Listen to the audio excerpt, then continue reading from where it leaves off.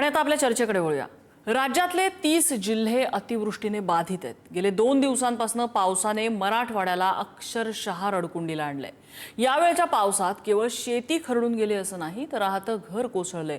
गोठ्यातल्या गाईगुरांनी पुराच्या धुमाकुळात माना टाकल्या आहेत। शेती तर केव्हाची झोपले आणि पाणी उरलंय ते फक्त पूरग्रस्तांच्या डोळ्यात। सरकारनं ओला दुष्काळ जाहीर करावा, कर्जमाफी द्यावी, भरपाईची प्रति हेक्टरी मदत वाढवावी अशा अनेक मागण्या आता समोर येत आहेत। पण अशात आता आरोपांचे वारे या आपत्तीत सुद्धा पाठ सोडत नाहीयेत।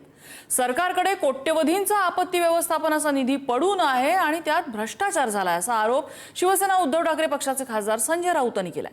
सरकार ओला दुष्काळ जाहीर करत नसल्यामुळे ही मदत मिळत नसल्याचं त्यांचं म्हणणं आहे। दुसरीकडे मदतीसाठी मंत्री शेतकऱ्यांच्या बांधावर दिसतात। उपमुख्यमंत्री शिंदे यांनी तर ट्रक भरभरून मदत आपल्यासोबत ते घेऊन गेले, पण एवढ्या आपत्तीतही त्यांनी मदतीच्या किट्सवर आपली जाहिरात करायची संधी सोडली नाही।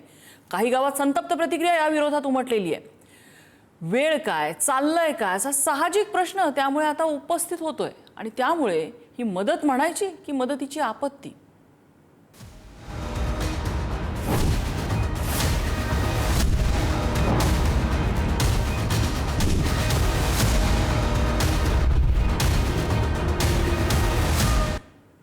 आणि याच संदर्भातल्या चर्चेत आपल्यासोबत सहभागी होत आहेत भाजपाचे सहमुख्य प्रवक्ते अजित चव्हाण, शिवसेनेचे सहमुख्य प्रवक्ते डॉक्टर राजू वाघमारे आपल्यासोबत आहेत आणि काँग्रेसचे प्रवक्ते काकासाहेब कुलकर्णी आपल्यासोबत आहेत। मी सुरुवातीला काकासाहेब कुलकर्णी यांच्याकडे जाईन। विरोधकांनी आज जोरदार घणाघात केलेला आहे। म्हणजे खरं तर आपत्ती आहे, आपत्तीमध्ये राजकारण करू नये म्हणतात, पण आरोपांच्या फैरी काही सुटत नाहीयेत तुमच्याकडून। आपण जर बघितलं तर मुळात हा राजकारण करण्याचा विषयच नाहीये। आणि गेल्या 15 मे पासून या महाराष्ट्रात पाऊस चालू झाला। आज तारीख साधारणपणे 24 सप्टेंबर उजाडून गेली तरी पाऊस थांबता थांबेना। पंजाबराव डाक असं म्हणतात की 2 तारखेपर्यंत पाऊस आहे, खूप मोठा पाऊस असणार आहे।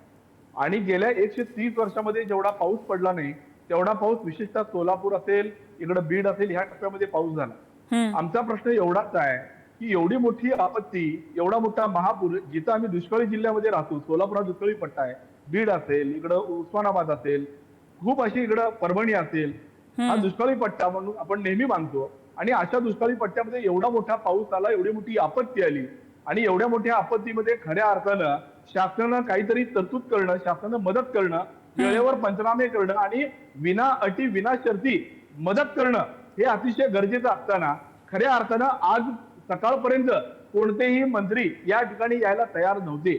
परंतु कालच्या कॅबिनेट नंतर ती मदत जाहीर झाली आणि आज मात्र सगळे मंत्री असतील, मुख्यमंत्री, सगळे दोन्ही उपमुख्यमंत्री फिरतायत। परंतु निश्चितपणे आपल्या चॅनलच्या माध्यमातून सांगायला आवडेल, तुम्ही फिरताय, तुमचं कौतुक आहे, परंतु खऱ्या अर्थानं शेतकऱ्याच्या अकाउंटमध्ये जी विना अट विना शर्त जोपर्यंत मदत येणार नाही आणि ती नुसती मदत नकोय तर ती सक्षम करणारी मदत आवश्यक आहे। कारण यावेळेचा पूर हा नुसता पिकं वाहून येणारा पूर नाही आहे, तर पिकासोबत तिकडची माती वाहून येणारा, तिकडची मातीसोबत त्यांची स्वप्न वाहून येणारा हा महापूर आहे। त्यामुळे निश्चितपणे त्यांचं पिकाचं नुकसान झालेलं आहे, परंतु येणाऱ्या 4-5 वर्षामध्ये त्यांच्या शेतीचं जे लाखोचं नुकसान झालेलं आहे त्याची भरपाई मिळणं आता गरजेचं आहे। अहो, मी काल एक व्हिडिओ बघत होता एका चॅनलवरती, अनेक गुरढोरं जागेवर त्या दावणीला बांधलेली मेलेली आहेत। आज एवढी मोठी आपत्ती या शेतकऱ्यावरती आलेली आहे। शेती तोट्यात लोक, शेती पूरक व्यवसायाच्या लोक नादी लागले होते। आज शेती पूरक व्यवसाय सुद्धा लाखोंचा फटका बसलेला आहे। म्हणजे शेती तर अडचणीत, आज एवढा मोठा पुराणा फटका बसलेला आहे आणि तुमची जी तुटपुंजी मदत आहे त्या तुटपुंजा मदतीनं त्या डोळ्यातली अश्रू थांबणार नाहीयेत। तुमचे मित्रपक्ष असं म्हणतात, तुमचे मित्रपक्ष असं म्हणतात आपत्ती व्यवस्थापन विभागाकडे कोट्यवधींचा निधी आहे, पण फाईलवरती वजन असल्याशिवाय तो निधी काही सुटत नाही आणि आता तीच परिस्थिती आहे, या विभागात भ्रष्टाचार आहे। सहमत आहात का या आरोपांशी? त्यावर मी येणारच आहे। आणि आता जी मदत लागणार आहे शेतकऱ्याला, सर्वसामान्य शेतमजुराला, ती खंबीरपणे उभा राहण्यासाठी मदत लागणार। नंबर 2 चा भाग आपल्या महाराष्ट्र शासनाचा आपत्ती व्यवस्थापन विभाग आपण बघितलं तर ते आपत्ती व्यवस्थापन कधी आपल्याला दिसतं, जेव्हा माळीण गावावर संकट आलं होतं तेव्हा ते आपत्ती व्यवस्थापन आपल्याला त्यानंतर दिसलं होतं। पुन्हा आपत्ती व्यवस्थापन डिपार्टमेंटचं काम आपल्याला या महाराष्ट्रात दिसत नाही। आणि दुर्दैवानं त्या विभागातले काही कॉन्ट्रॅक्टर माझ्या संपर्कात आहेत। मी आपल्या चॅनलच्या माध्यमातून अतिशय जबाबदारपणे सांगायला तयार आहे की एवढं मोठं धक्कादायक मला माहिती कळाली की त्या ठिकाणी वजन ठेवल्याशिवाय फायली क्लिअर होत नाहीत। 4849 कोटी रुपये केंद्राकडनं त्यांच्याकडे निधी आलेला आहे आणि फक्त गेल्या वर्षामध्ये 200, 250, 250 कोटीच्या घरात हा निधी खर्च झालेला आहे. म्हणजे आज सुद्धा 4445 कोटी निधी शिल्लक आहे. हा निधी का खर्च करत नाही? म्हणजे गिरीश महाजन आणि त्या डिपार्टमेंटचे सेक्रेटरी यांच्यामध्ये अंडरस्टँडिंग नाही का? माझ्याकडे माहिती अशी आहे त्या दोघात पटत नाही, एकमेकांचे ते दोघं फोन उचलत नाही, त्या विभागात कुणाचं कुणाशी कोऑर्डिनेशन अजिबात नाही, समन्वयच नाही. म्हणजे मुख्यमंत्र्यांना सुद्धा या डिपार्टमेंटची माहिती आहे का नाही? एकीकडे आपण जर बघितलं तर पीडब्ल्यूडी खातं असेल, इरिगेशन खातं असेल, यांच्याकडे बिलं द्यायला पैसे नाही म्हणून लोक आत्महत्या करतायत. आणि शासनाचा विरोधाभास बघा, यांच्याकडे एवढा मोठा फंड शिल्लक आहे आणि हे लोक खर्च करायला तयार नाहीत.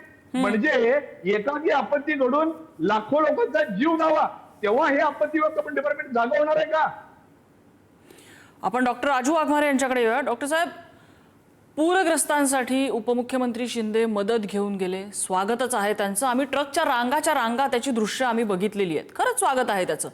पण त्या मदतीच्या किट्सवरती मुख्यमंत्र्यांचा, प्रताप सरनाईक यांचा फोटो असणं गरजेचं होतं का हो? अशा आपत्तीमध्ये आपण कुणाच्या नावे मदत करतोय हे महत्वाचं आहे की मदत करतोय हे महत्वाचं आहे? लक्षात घ्या की आपण ज्यावेळी मदत करतो त्यावेळी ती मदत तुमच्याकडे कोण घेऊन येते. सरकारची मदत वेगळी आहे, आपण करतोय शिवसेनेच्या माध्यमातून ती मदत वेगळी आहे, पालकमंत्र्याच्या माध्यमातून ज्यावेळी मदत केली जाते ती वेगळी आहे.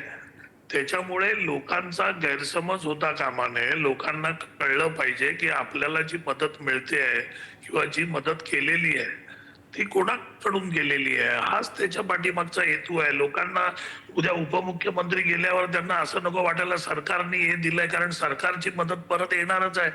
मुख्यमंत्री साहेबांनी 2200 कोटीचा निधी जाहीर केलेला आहे, अजून त्याच्यामध्ये वाढ होणार आहे. त्याच्यामुळे त्या मदतीचा जो प्रकार आहे तो वेगळा असणार आहे. ही तातडीची मदत आहे, त्याच ठिकाणी त्याच वेळी त्यांना आवश्यक असणाऱ्या सगळ्या गोष्टी. कारण सरकारी मदत आपण जी म्हणतोय की ते पंचनामे किंवा विदाऊट पंचनामे, ती मदत जी मिळणार आहे ती सरकारी शेतकऱ्यांच्या खात्यावर येणार आहे. पण आताच्या ज्या परिस्थितीमध्ये माझा शेतकरी बळीराजा पडलाय, त्याला आता जे खायला त्याच्याकडे त्याच्या घरात पाणी घुसलेलं आहे, खायला काय नाहीये, तिकडे त्यांची बाकीची व्यवस्था काय नाही. मग त्या ज्या गोष्टी आहेत त्या गोष्टी तातडीने आपण त्यांना पुरवतोय आणि त्या पुरवण्याचं काम जर कोण करत असेल या महाराष्ट्रातला तो एकमेव नेता आहे आदरणीय एकनाथ शिंदे साहेब.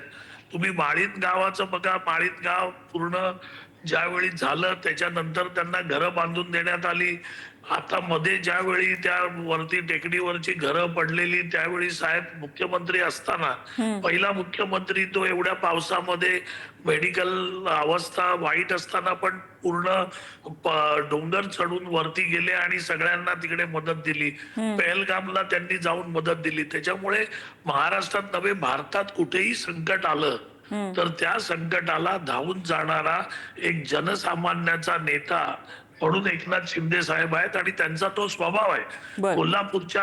कोल्हापूरच्या पुरामध्ये पण ते असताना त्यांनी स्वतः, म्हणजे थोडक्यात तुम्ही असं सुचवताय की त्यांनी या आपत्तीमध्ये स्वतःच्या खिशातून मदत केली आहे, तर त्यांनी त्याचं श्रेय घेतलं तर बिघडलं काय असं म्हणताय तुम्ही? नाही, मला श्रेयाचा प्रश्न नाही. तुम्ही एक लक्षात घ्या, आपण केलेली मदत ती वेगळी आणि सरकार म्हणजे तुम्ही आपल्या सरकारला आपलं सरकार मानत नाहीत का? काकासाहेब, त्यांना मुद्दा मांडू दे, मी तुम्हाला क्रॉस करायला वेळ देते. डॉक्टर राजू वाघमारे, थोडक्यात पूर्ण करा, आपल्याला इतरांकडेही जायचंय. बरोबर आहे. आता एक लक्षात घ्या, इथे श्रेयाचा प्रश्न नाही, इथे प्रश्न आहे की मदत करतायत ना, स्वतः तिकडे जाऊन मदत करतायत. आमचे सगळे मंत्री वेगवेगळ्या ठिकाणी जात आहेत आणि मदत करतायत. आता मदत करत असताना पण, कारण विरोधी पक्षातला एकही नेता, जेवढे आता काँग्रेसमध्ये गडगंज संपत्ती असलेले नेते आहेत, पण कोण उतरलंय आणि कोण पुराच्या पाण्यात गेलंय आणि कोणी कोणाला जाऊन तिकडे मदत केली आहे. ते शक्यच होणार नाही. आणि राहिला प्रश्न संजय राऊतांचा, वाघमारे साहेब, तर आमचे आपण काँग्रेसचे अध्यक्ष आपण फक्त हर्षवर्धन आरोप सपकाळ साहेब करायचे, यांच्या आपण फक्त मार्गदर्शनाखाली आरोप सगळे करायचे कार्यकर्ते पाहण्यात आणि आहेत. ते आरोप सगळे कार्यकर्ते पाहण्यात आहे.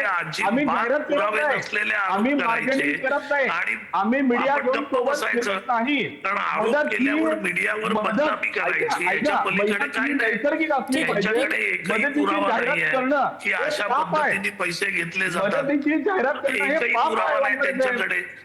आणि तुमची गाडी पुरावा नसताना अशा पद्धतीच्या गोष्टी करणं हा त्यांचा स्वभाव झालेला नाही, आहे. एक गोष्ट नक्की आहे राजू वाघमारेजी आणि काकासाहेब कुलकर्णी की सध्या जमिनीवरती परिस्थिती बिकट आहे. असं वाटतं त्या बिकट परिस्थितीमध्ये मदत हवी आहे का? तर हो, ही मदत हवी आहे, हे वास्तव आहे. त्या मदतीचं राजकारण होतंय का? तर दुर्दैवाने उत्तर हो असं आहे. कुठे जाहिरात केली जाते, कुठे त्याच्यावर आरोप केले जात आहेत. कोण म्हणतंय ओला दुष्काळ जाहीर होत नाही म्हणून आपत्ती व्यवस्थापनाची मदत येत नाहीये, कोण म्हणतंय आपत्ती व्यवस्थापनात भ्रष्टाचार आहे. सरकार एकीकडे सांगतंय की ओला दुष्काळ हे फक्त आपण बोलीभाषेत दिलेलं नाव आहे, आम्ही त्या पद्धतीने सगळी मदत करतोय. अजित चव्हाण आता चर्चेमध्ये सहभागी झालेले आहेत. अजितजी, तुम्ही या सगळ्यावरती प्रकाश टाका. ओला दुष्काळ जाहीर करण्यात सरकारला अडचणी काय आहेत? तो दुष्काळ तो जर प्रकार सरकारने जाहीर केला तर आपत्ती व्यवस्थापन विभागाकडे आता दावा करतात विरोधक की साधारण 4,500 कोटीची मदत आहे त्यांच्याकडे, जी आता त्वरित इथे वितरित होऊ शकते, इथे वर्ग करता येऊ शकते. या आपत्तीमध्ये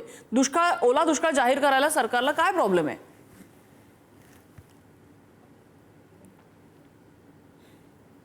आपला विषय लक्षात आल्यानंतर मी विनंती करतो फक्त की मला या माध्यमातून राज्याच्या जनतेपर्यंत, शेतकऱ्यांपर्यंत काहीतरी पोहोचवायचं आहे. त्यामुळं वादविवाद कोणी करू नका. नम्रताजी, आपण हे थोडंसं शांतपणे मला न तोडता ऐकून घ्या, कारण ही लोकांपर्यंत माहिती जाणं गरजेचं आहे. आपल्या कार्यक्रमाला इथे येण्यापूर्वी मी विभागीय आयुक्त कार्यालयामध्ये बसून राज्याच्या सगळ्या वरिष्ठ अधिकाऱ्यांशी बोलत होतो. 1,339 कोटी रुपयांना 24 तासामध्ये मंजुरी दिलेली आहे. साधारणपणे पावसाची सगळी परिस्थिती जर बघितली तर महाराष्ट्रामध्ये 10 मे पासनं पावसाला सुरुवात झाली आहे. तो आजपर्यंत पाऊस थांबलेला नाहीये. आपण बघा, इमिजिएटली आता तुम्ही जे म्हणतात ना त्याला काहीच अडचण नाही, आपण ओला दुष्काळ सुद्धा जाहीर करणार आहोत. परंतु त्यामुळे ते आपत्ती व्यवस्थापनाचे पैसे पडून बिडून असं अजिबात नाहीये. हा सगळा विरोधकांचा खोटा अपप्रचार असू शकतो. 2,215 कोटी रुपये आपण 24 तासाच्या आत मंजूर केलेले आहेत. 16 ऑगस्ट ते आजपर्यंत 9 वेगवेगळे GR या विषयामध्ये काढलेत. आत्ता या क्षणाला 24 तासात 1,339 कोटी रुपयांचे इमिजिएट डिसिजन झालेले आहेत. संपूर्ण प्रशासन शेतकऱ्याच्या बांधावरती आहे. मंत्री, माननीय मुख्यमंत्री देवेंद्र फडणवीस साहेबांच्या सूचनेनंतर आदरणीय अजित पवार असतील, आदरणीय एकनाथ शिंदे साहेब असतील, सर्व मंत्री असतील. आणि या निमित्तानं एक गोष्ट मी आपल्याला सांगतो, अनेक जिल्ह्याच्या प्रशासनामधले असे कर्मचारी आणि अधिकारी आहेत, मी त्यांना सलाम करतो. खरं तर आम्ही त्यांच्यावरती नेहमी कायम टीकेची धार धरत असतो, पण ते लोकांपर्यंत जात आहेत, मदत करतायत. ही जी यंत्रणा आहे, म्हणजे आपण एक लक्षात घेतलं पाहिजे की महसूलची यंत्रणा याच्याकरता सगळी वापरली जाते. आपत्ती व्यवस्थापन आत्ता सगळी मदत करतातच आहेत लोक. मदत पुनर्वसन कडून याच्या संदर्भामध्ये मदत केली जाणार आहे. माननीय मुख्यमंत्र्यांनी सक्त सूचना दिलेल्या आहेत. विभागवार कागदाचे घोडे नाचवायचे नाही. परभणी करता, म्हणजे काल मी बघितलं पुढारीवरती, परभणी की पुरभणी असा प्रश्न आपण उपस्थित केला होता. इमिजिएट काही तासाच्या आत माननीय मुख्यमंत्री महोदयांनी 128 कोटी रुपये, मी हे जे आकडे सांगतोय हे इमिजिएट पैसे तातडीनं पाठवलेत राज्य सरकारनं. 1,339 कोटी रुपये 24 तासाच्या आत तिथं पाठवलेत.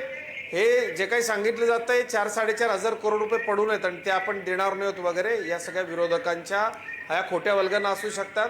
सोनिया सेठी म्हणून या विभागाच्या सचिव आहेत, त्या गेले म्हणजे ही सगळी परिस्थिती नियंत्रणाबाहेर गेल्यापासनं त्या झोपल्या असतील की नाही मला याची कल्पना नाहीये, परंतु ते अविरत काम करतायत. प्रचंड मोठ्या प्रमाणावरती जिल्ह्याच्या प्रमुखानं, तालुक्याच्या प्रमुखानं मदत पुनर्वसन या विषयामध्ये 1% सुद्धा कुठे कमी पडू नये याच्या कडक सूचना माननीय मुख्यमंत्र्यांकडनं आहेत. हे लोकांचं सरकार आहे, पैसे लोकांचे आहेत. त्यामुळं जेव्हा राज्य संकटात आहे, बळीराजा संकटात आहे, शेतकरी संकटात आहे, आणि नम्रताजी मराठवाड्याच्या इतिहासात असा पाऊस झालेला नाही असं होय. जाणकार लोक म्हणतायत. माझ्या अनेक नातलगांची शेती पुराच्या पाण्याखाली आहे, वाडे त्यांचे बुडालेत, घरं बुडालेत, शेतघरं बुडाली आहेत, प्रचंड मोठं नुकसान आहे. आत्ता या क्षणाला मला आपल्या माध्यमातून हे आवाहन करायचंय की सरकार म्हणून आम्ही संवेदनशीलपणे काम करतोय, पण बृहन महाराष्ट्रातल्या इतर ठिकाणचे जे लोक कोरडे आहेत, ज्यांच्याकडे नीटपणे पाऊस आहे, जे नोकरदार आहेत, माझा हात जोडून कळकळीचं आव्हान आहे महाराष्ट्राला, मुख्यमंत्री रिलीफ फंडमध्ये जेवढे अधिकाधिक पैसे ज्यांची क्षमता आहे देण्याची 5,000 10,000पासून सुरुवात करा. वेगवेगळ्या संस्थांनी रस्त्यावरती उतरा. पाणी ओसरल्यानंतर आपल्याला मेडिकल हेल्प घेऊन तिथं जावं लागणार आहे, आपल्याला औषधं तिथे न्यावी लागणार आहेत. सरकार जाणारच आहे, परंतु आपण म्हणजे पार्टी म्हणून, पक्ष म्हणून आता भाजप काँग्रेस इकडे तिकडे भांडत बसायची वेळ नाहीये. माझं आव्हान आहे सगळ्यांना, आपण सगळ्यांनी मिळून मराठवाड्याचा हा ओला दुष्काळ, हे शेतकऱ्याचे अश्रू पुसण्याकरता आपल्याला आता फील्डवरती सरकार उतरलंय, पण आता सगळे भेदाभेद विसरून माणूस म्हणून आपल्याला फील्डवर उतरावं लागेल. पैसे गोळा करावे लागतील, कारण लोकांनी 25-25 वर्ष काडीने जमा केलेला संसार उद्ध्वस्त झाला. अगदी अगदी. आणि ही परिस्थिती बिकट आहे, भीषण आहे. म्हणजे मुंबईमध्ये बसून फक्त दृश्य बघताना आम्हाला सुन्न व्हायला होतं. तिथे परिस्थिती प्रत्यक्षात काय असेल, ज्यांच्यावर ही परिस्थिती आलेली आहे ते किती भयंकर असेल. काकासाहेब कुलकर्णी, हे सगळं असताना ही आरोपांची राळ का उठवली जाते? आता त्यांनी जंत्री वाचली, सरकार काय काय प्रयत्न करते त्याची, तरी सुद्धा का सरकारवरती अशा आरोपांच्या फैरी होत आहेत?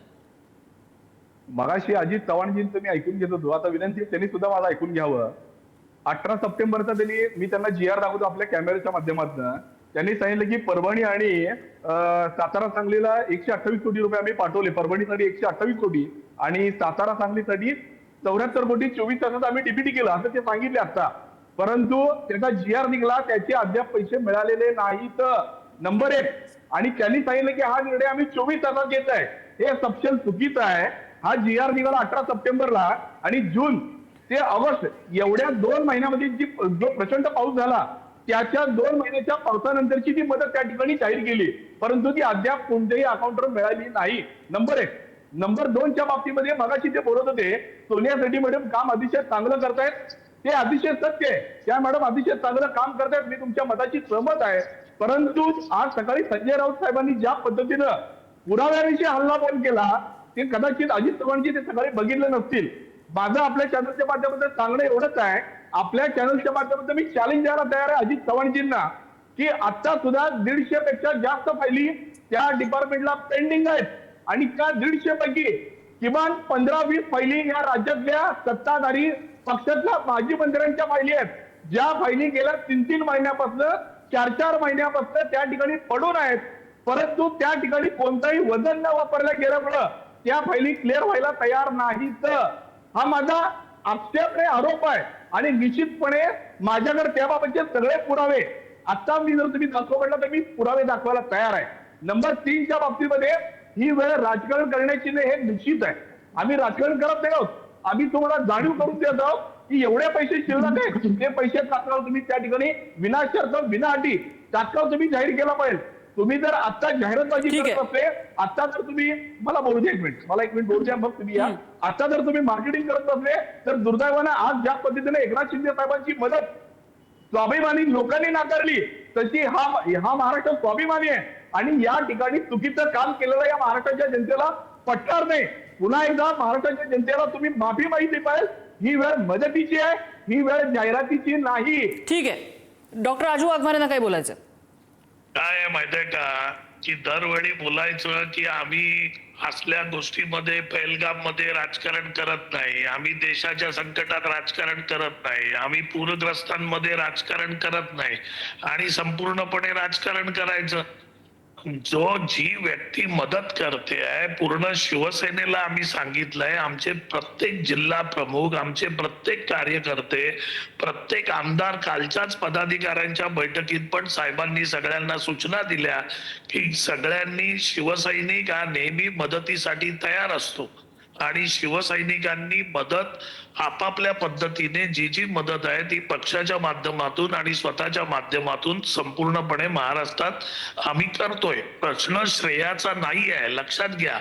तुम्ही राजकारण करण्याचा जो प्रयत्न विरोधकांकडून केला जातो त्याचं हे उत्तम उदाहरण आहे. आणि राहिला प्रश्न, मदत मिळत नव्हती. वाघमारे साहेब ती मदत जनतेला आपण देत होता, त्या जनतेने तुमची गाडी परत पाठवली. त्या ठिकाणी डॉक्टर राजू वाघमारे, ही फॅक्ट आहे, ही बातमी आमच्याकडे सुद्धा आहे की जाहिरात असलेले किट बघितल्यानंतर काही गावातून या गाड्या परत पाठवण्यात आलेल्या आहेत.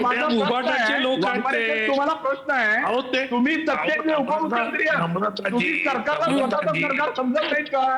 ठीक आहे, म्हणजे तुम्ही म्हणता की स्थानिक पातळीवरचं राजकीय राजकारण आहे. स्वतःला सत्तेबरोबर हात मानत हे नाहीत का? उभाटाचे म्हणजे कार्यकर्ते सरकारची आहेत, तुमची वेगळी मदत काँग्रेसचे करा. कार्यकर्ते जाहिरात कशासाठी? आणि हे दोन्ही पक्ष कशासाठी ती? माझी टाळूवरचं लोणी खाण्याचा मुद्दा लक्षात आला. म्हणजे पुराच्या काळामध्ये सुद्धा राजकारण होत आहे आणि स्थानिक पातळीवरती ग्राउंडवरती जिथे मदतीची गरज आहे तिथे राजकारण होतं असा तुमचा आरोप आहे. ठीक आहे, मुद्दा लक्षात आला. माझी वेळ संपत आली.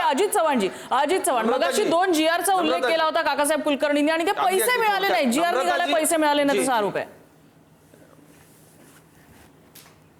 अहो ताई, तिथं तर नोटा खायच्या आहेत का? आता पैसे मिळालेत हे काही आरोप करतायत. मला एवढंच सांगायचंय, काकासाहेब कुलकर्णींकडे ज्यांनी माहिती आणून दिली ना त्यांना आता मला एवढंच सांगायचंय, ही मला याच्यामध्ये राजकारण आणायचं नव्हतं, मी हे बोलणार नव्हतो. ज्या कॉन्ट्रॅक्टर्स लोकांना निधी पाहिजे ना त्या कॉन्ट्रॅक्टरच्या सोपाऱ्या वाजवायची वेळ नाही, ही काम करण्याची वेळ आहे. ज्याला शिदा नाहीये ना त्याला शिदा महत्वाचा वाटतो. ज्यांनी ती पाकिटावरचे फोटो बघून शिदा परत पाठवला त्यांना राजकारण करायचं असेल कदाचित. काकासाहेब कुलकर्णी साहेबांना माझं आव्हान आहे, 9 GR जर खोटे असतील मी राजकारण सोडेल. मी ऐका, राजकारण सोडेल माहिती खोटी असली तर. माझ्या सोशल मीडियावर एक मिनिट आपण त्यांचं म्हणणं ऐकून घेऊया. अजित चव्हाण त्यांचं असं म्हणणं आहे, GR निघालेले आहेत, त्या GRचे पैसे पोहोचलेले नाहीये. ही फॅक्ट आहे का? ऐका 2 मिनिटं. कॉन्ट्रॅक्टरच्या सुपाऱ्या वाजवण्याची वेळ नाहीये ही. तुम्हाला कोणी माहिती आणून दिली असेल तुम्ही सांगा की बाबा रे पूर्ण लोकांना मदत मिळू द्या. जा ना, हर्षवर्धन सपकाळ दिसले नाही कुठं मला, कुठं तुमचे कदम दिसले नाही, कुठं तुमचे बंटी पाटील दिसले नाही. जाऊया ना तुम्ही, लोकांना मदत करा. महाराष्ट्र बुडलाय आणि तुम्हाला 4,500 करोडची टक्केवारी खायची का? तुम्हाला कॉन्ट्रॅक्टर लोकांचा बलिदा पाहिजे का? ज्या लोकांनी तुम्हाला काकासाहेब माहिती दिली आहे, जबाबदार व्यक्ती आहात तुम्ही महाराष्ट्रामधले, त्यांचा क्रॉस चेक करा. राजकारण सोडून देईल मी काकासाहेब. एक या गोष्टीमध्ये नक्की आहे, एक मुद्दा यामध्ये नक्की आहे. माझी वेळ संपत आलेली आहे, पण कसं आहे माहितीये का, आपण प्रत्येक गोष्टीमध्ये भांडत बसलो ना तर प्रत्यक्षात मदत जी ग्राउंडवरती पोहोचणार आहे त्याच्या मागे किती मोठं राजकारण आहे ना हे आता जनतेच्या समोर दिसतंय. मुद्दा असा आहे की ही वेळ आहे त्या तिथल्या पिचलेल्या जनतेला खरीखुरी मदत मिळेल यासाठी. आरोप प्रत्यारोपांच्या फैरी राजकारण हे नंतर कधीतरी होत राहील. आत्ता तिथे मदत पोचतीये का? आत्ता तिथे पोचणारी मदत ही खरोखरच कुणीतरी मनापासून केलेली आहे का? हो, ते जनतेच्या समोर एवढे प्रश्न आहेत की तुम्ही पुढच्या दाराने मदत करा किंवा मागच्या दाराने मदत करा, त्यांना आत्ता मदत हवी आहे. ती मदत त्या गरजूंपर्यंत पोचतीये का? गरजूंपर्यंत पोचणारी मदत पुरेशी आहे का? हे प्रश्न विचारायच्या ऐवजी ह्या विभागामध्ये एवढे पैसे थकलेले आहेत, त्या विभागामध्ये एवढे पैसे थकलेले आहेत, यांच्या पोत्यांवरती त्यांची जाहिरात आहे, त्यांच्या पोत्यावर यांची जाहिरात आहे, ही श्रेय खायची वेळ आहे का? GRने आम्ही एवढे पोहोचवणार आहोत, मग कंत्राटदाराच्या मलिदा खायचा आहे का वगैरे, हे सगळ्या प्रश्नांची ही वेळ नाहीये. आत्ता वेळ आहे ती शेतकऱ्याच्या बांधावर जाण्याची आणि शेतकऱ्याच्या बांधावर जाऊन त्याचे अश्रू पुसत त्याचा उघड्यावर पडलेला संसार आहे तो उभं करण्याची वेळ आहे. नाहीतर ही मदत न राहता ती मदत नावाची आपत्ती बनेल आणि तिथलीच लोक तुम्हाला सांगतील की आता तुम्ही परत जा, आमचं काय ते आम्ही बघतो. ही वेळ कृपया त्या लोकांवरती येऊन देऊ नका, एवढीच विनंती या राजकारण्यांना असेल, सत्ताधारी आणि विरोधक दोघांनाही. या चर्चेसाठी सगळ्यांनी वेळ दिला, सगळ्यांचे आभार. आजचा धुळा इथेच थांबतोय.